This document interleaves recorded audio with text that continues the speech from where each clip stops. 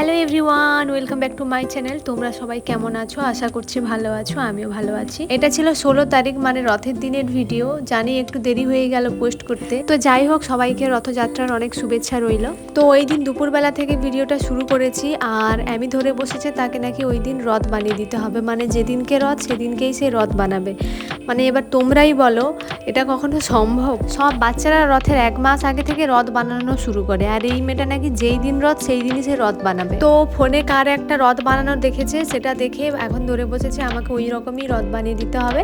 আর তার জন্য ও কিন্তু যা যা লাগে, সেই রং কাগজ কার্ডবোর্ড যা যা লাগে সেগুলো সব কিছু নিয়ে এসেছে। তবে রথটা পুরোপুরি কমপ্লিট হয়নি, আর ওর মামা তাই ওকে বলছিল যে এই রথে তো কমপ্লিট হবে না, তবে উল্টো রথে শিওর কমপ্লিট হয়ে যাবে, আর তখন তুই রথটা টেনে নিস। আর ফোনে রথটা দেখে যতটা মনে হচ্ছিল ইজিলি বানানো যাবে, ততটাও কিন্তু ইজি না। এই রথের যে থামগুলো সেগুলো কিন্তু বারবার চিটানো হচ্ছিল আর বারবার পড়ে যাচ্ছিল। তো এইসব জিনিস কিন্তু বেশি তাড়াহুড়ো করলে চলবে না, সময় আর ধৈর্য নিয়ে বানাতে হবে। তো এখন বানাচ্ছি রথটা, আর তোমরা দেখতে থাকো।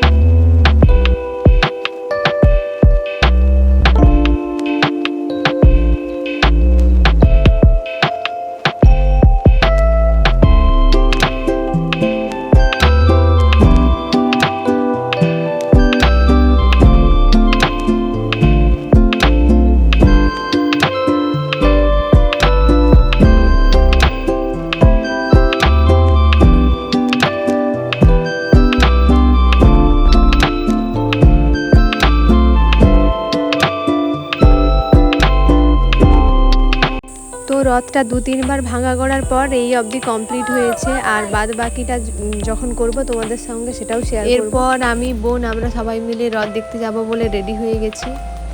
আমার বোন আমাদের বাড়ি এসেছে, ওর পরীক্ষা চলছে তাইও আমাদের বাড়ি এসেছে। আর আজকে যেহেতু রথ, তো ও আর আমি রেডি হয়েছি, আর মা দিদি তারাও সবাই রেডি হয়েছে, সবাই মিলে রথ দেখতে যাব বলে। আর বাইরে দেখছি খুব বৃষ্টি হচ্ছে, বৃষ্টিটা থামলে আমরা যাব। তো চলো, যদি যাই, যদি যেতে পারি তাহলে তোমাদের সাথে সব কিছু শেয়ার করব। চলো। এরপর বৃষ্টি থামতেই আমরা বেরিয়ে পড়েছিলাম, কিন্তু খুব বৃষ্টি না হলেও এখনও দানা দানা করে বৃষ্টি পড়ছিল। সেই জন্য মা একটা ছাতা নিয়ে বেরিয়েছে, আর আমাদের কাছেও ছাতা ছিল, কিন্তু যেহেতু বললাম না ওই দানা দানা বৃষ্টি পড়ছিল, আর ছাতাটা খুললাম না। ছাতা ভিজে গেলে আবার যখন ছাতাটা ব্যাগে রাখতে যাব ব্যাগটাও ভিজে যাবে, সেই জন্য আর ছাতা খুলিনি।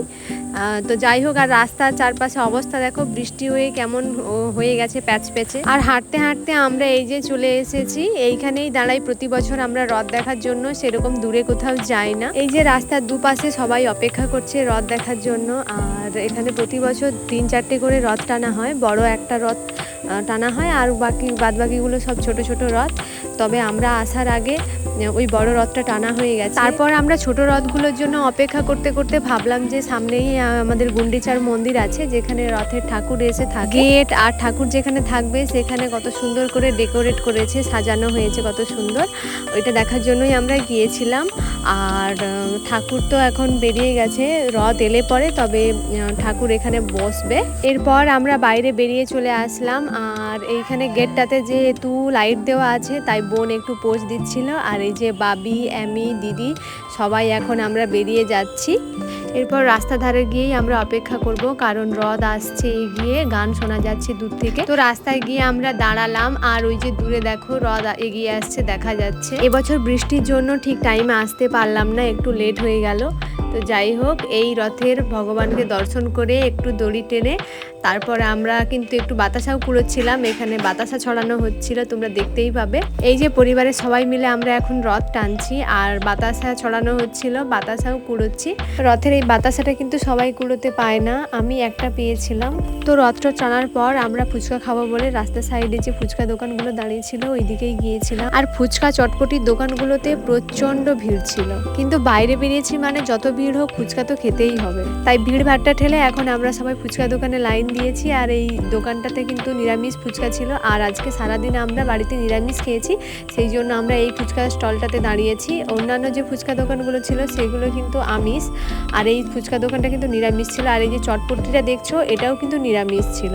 আর আজকে নিরামিষ ফুচকা আর নিরামিষ চটপটি দুটোই কিন্তু খুব সুন্দর হয়েছিল। আর আমরা সবাই মিলে এখন দাঁড়িয়ে এখানে খাচ্ছি। আর আমি এই যে সস ঢালছে, সস দিয়ে ও চটপটি খাচ্ছে, আর আমি সস নিইনি, আমার সস খুব একটা ভালো লাগে না। এরপরে আমরা জিলিপির দোকানে এসেছিলাম। রথ বলে কথা, আর জিলিপি খাবো না সেটা তো হতেই পারে না, তাই জিলিপি কিনবো বলে সবাই এখন দাঁড়িয়ে আছি। আর জিলিপিগুলো কিন্তু ভাজা না হতে হতেই সব বিক্রি হয়ে যাচ্ছে। আর এই কাকুটা জিলিপি ভাজতেই আছে, মানে হাতের একটুকু রেস্ট নেই। আর এখানে মা প্রথমে জিলিপিটা কিনতে গিয়েছিল, কিন্তু বোন তার মাসিমাকে জিলিপি কিনতে দিল না, কারণ সে আজকে সবাইকে জিলিপি আর পাঁপড় ভাজা খাওয়াবে, সেই জন্য। তো অনেক অপেক্ষার পর অবশেষে জিলিপি হাতে পেলাম, আর এটা আমরা বাড়ি গিয়ে খাবো। আর বাড়ি ঢোকার পথে এই যে মা দেখাচ্ছে তার জুতো ছিঁড়ে গেছে, মানে ভাবো পুরো রাস্তা ঘুরেছে, এখন বাড়ি এসে দেখাচ্ছে। আমি বলছি যে এতক্ষণ তুমি পরেছিলে কি করে জুতোটা। এরপর বাড়ি এসে সবাই গরম গরম জিলিপি খেয়ে নিলাম, আর তারপরে খেয়ে নিলাম ছোলার ডাল দিয়ে মুড়ি। তো চলো আজকের ব্লগটা এখানেই এন্ড করছি। তোমাদের কেমন লাগলো সবাই কমেন্ট করে জানিও। তোমাদের সাথে দেখা হচ্ছে নেক্সট ভিডিওতে। টাটা।